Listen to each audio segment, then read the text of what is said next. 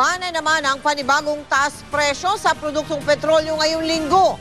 Kaya mga transport group, umaasa mapagbibigyan na ang hiling nilang dagdag singil sa pamasahe. Nakatutok si Susan Enriquez. Masakit man daw, tanggap ng transport groups na mayroong magaganap na pagtaas ng presyo ng produktong petrolyo ngayong linggo. Ito'y matapos sila makipagpulong sa Department of Energy o DOE kanina. Hindi man sinabi ng DOE kung magkano, natansya na raw ito ng samahan ng mga tsuper. Magkaroon ng pagtataas ang big three at small players ng 80 centimos sa diesel at 40 sa gasolina.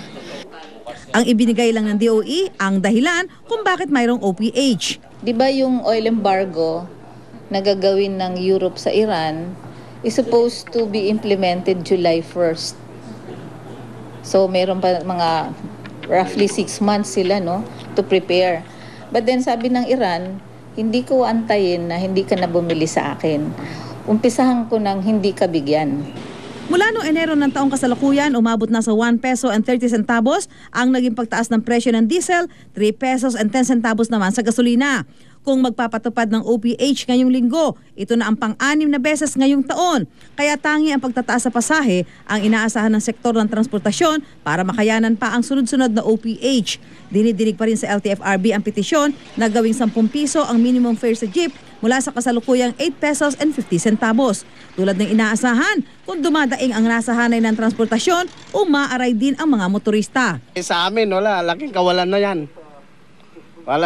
Laking kawalan sa income namin yan kasi taas eh. Wala nang kahintuan ng pagtaas. Yun lang ang masasabi ko. Sana babaan naman nila para sa aming mga mahihirap. Kaya patuloy na isinusulong ng transport groups ang pag-aaral sa paggamit ng LPG at e-jeep at ang pagrepaso sa umano'y ugat ng walang habas na pagtaas sa presyo ng produktong petrolyo. Yung batas na sinasandalan ng ating mga oil company na deregulated. Dalawa lang naman ang ibig sabihin niyan regulated at deregulated. Susan Enriquez, Nakatutok, 24 oras. Time out! Meron pong isang manlalaro o atleta na binabantayan ngayon ng GMA News. Sumisikat po ngayon sa American Basketball. Larangan ng basketball dun sa Estados Unidos. Ang player ng team na New York Knicks, si Jeremy Lin. Yan ay matapos siyang magpakitang gilas nitong nakaraang linggo sa kanilang laban kontra sa Los Angeles Lakers. At yan po ay sa National Basketball Association o NBA na kapag tala po si Lin ng 38 puntos, 38 points. Nalamangan pa niya ang NBA superstar na si Kobe Bryant. Dahil sa kanyang galing, natalo ng Knicks ang Lakers sa score na 92-85. Maging tuloy ang pambansang kamao natin si Manny Pacquiao na pahanga sa kapwa niya Asiano. Pero nananatiling mapagkumbaba si Lin. Pinapurihan niya ang kanilang coach, kaya raw maganda ang kanyang naging laro. Graduate ng premyadong Harvard University sa Amerika si Lin. May dugo siyang Taiwanese. Idolo raw niya ang nagretirong kapwa niya Asiano at NBA star na si Yao Ming. One thing I can say is Coach D'Antoni is an absolute offensive genius. Actually, I talk to Yao after every game, and he's obviously he's taking me out to eat every time we're in the same city, and so he's obviously a role model and a big brother and a mentor to me, and so we keep in touch all the time. Ngayong nalalapit na naman ang pagtatapos ng school year, muling paalala ng Department of Education, bawal po ang maningil ng anumang bayarin para sa graduation ng mga estudyante. Pero sa isang eskwelahan sa Caloocan, may sinisingil daw sa mga estudyanteng gagraduate. Kaya yan, nagrereklamo ang ilang magulang. Nakatutok si Cesar Apolinario.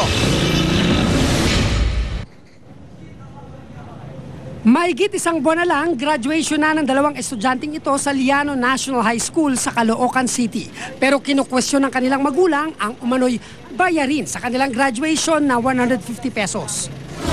Kwento ng mga estudyante, wala naman daw sinisingil na graduation fee pero kailangan daw nilang magbayad ng 150 bilang donasyon.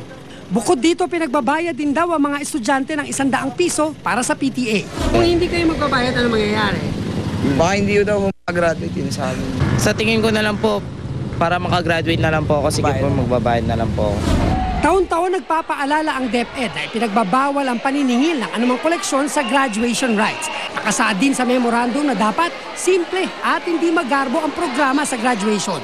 Nakausap ng GMA News ang prinsipal ng paaralan na si Maria Ninfa David sa telepono na nooy nasa seminar. Pinasinungalingan niya ang aligasyon na nangongolekta sila ng pera sa estudyante. Ang problema raw ang pagdadausan ng graduation ceremonies. Gusto talaga ni Ma'am David, aabot na lang. Pinaliwanag ko naman sa mga parent na, kasi gagawin ng building, dadating ng materyales. Aminado naman ang PTA na ideya nila ang 150 na koleksyon, pero wala raw katotohanan humihingi pa sila ng 100 pesos na dagdag. Sa 300 estudyante magtatapos, mahigit 200 magulang na miyembro ng PTA ang pumayag sa donasyon ng 150. 150 nga na-issue, di ba? Kaya tatingin ko yung 150 na yan, mapagkakasya at talaga namang magkakasya, sasapat para lang magkaroon ng graduation. Kasi 4 years, pinag-aral ko yung anak ko. Isang beses lang yan. 150 ba naman pagkakait mo pa bilang magulang. Maliit na halaga lang daw ang 150 pesos kada estudyante para sa bayarin sa upuan at iba pang gastusin. Yun lang ang inaano ng estudyante. Yun lang ang kaligayahan nila na nakakagraduate sila ng high school. Kayo, gusto niyo makita yung anak niyo na umaakit sa... Ay, siyempre, ako nga talagang nagtataas ako. Kasi last na lang yung estudyante. Pero muli raw silang magpupulong para maayos ang issue, lalo pat papalapit na ang graduation ng mga anak. Cesar Apolinario, Nakatutok, 24 oras.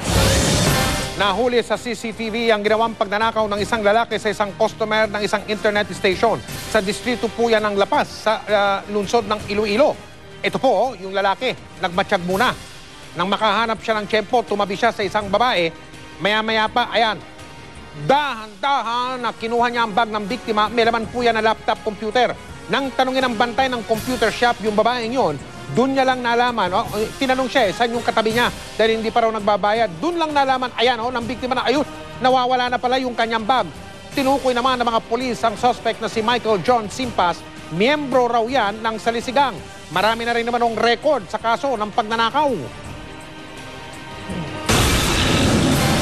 Susunod, eroplano sa Kalibo Aklan lumampas sa runway. Manila Cathedral, pansamantalang isasara para kumpunuhin. Paano na kaya mga nakadagdang kasal doon?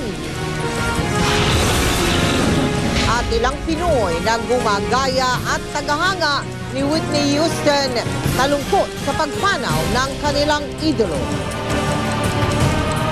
Walang patid na pagtutok dito lang sa 24 oras.